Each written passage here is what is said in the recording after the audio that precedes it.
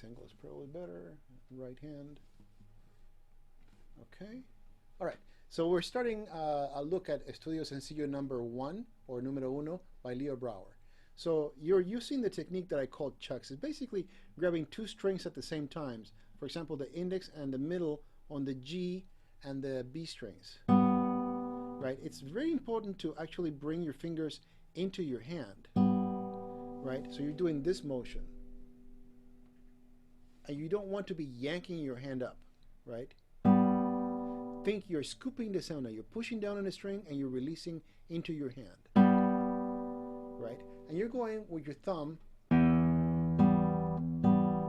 right? And he's using a polyrhythm within a 4/4 measure. So it actually is much more complicated than it seems, and it brings about this really phenomenal Afro-Cuban rhythm. And then you just bring the F sharp on 4, then 2 on the E. 1 comes around, 2 cannot jump up because you would be letting go of your melody, right? So 1 comes around and grabs the 5th string 2nd fret, and then you're in first position. And then you repeat the same thing but quietly, right? Pianissimo.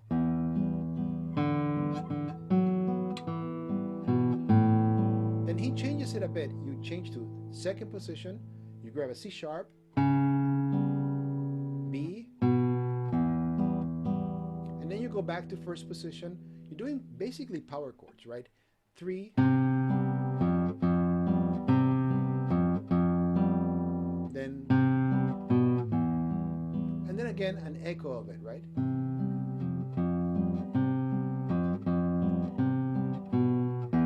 And then we have a bridge, something that's going to connect us, and then make your bar in the 2nd position.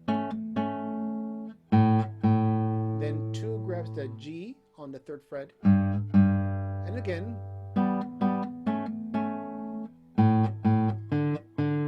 right, you're grabbing the D on the 5th fret, 5th strings, and then open G and B. Well, you still hold that there. The reason why you're doing that is that bass is ringing through, right? And you have another D that is now part of the accompaniment, right? While you have this D singing through. And then you're playing basically, again, power chords. So open first, E string, and then your descant or your accompaniment is on the G and the D strings. And then you're in 2nd position with the 3rd finger on the C sharp, index finger on the F sharp. Then you move your operation to 3rd position. Move your operation to 1st position. And then open G and D. Instead of G, you're going to play an A while still playing the D, right?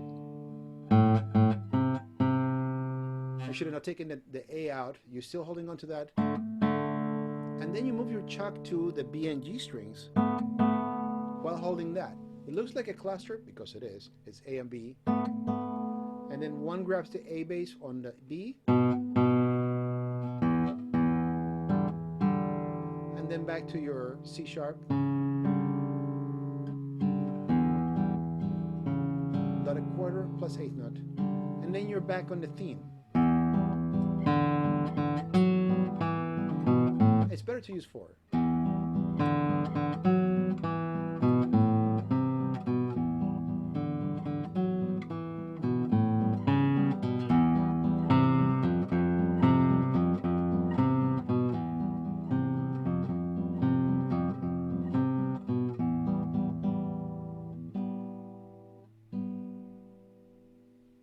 Let's play through the whole piece.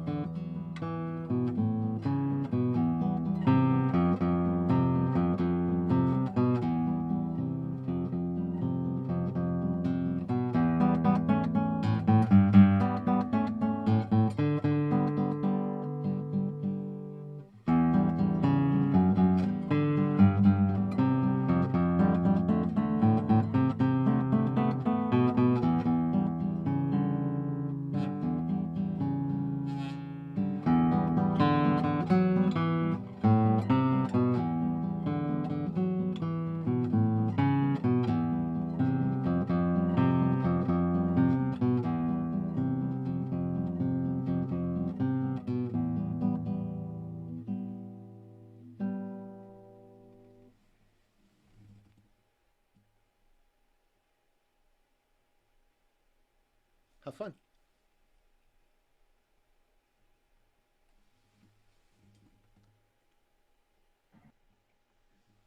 Do you have questions?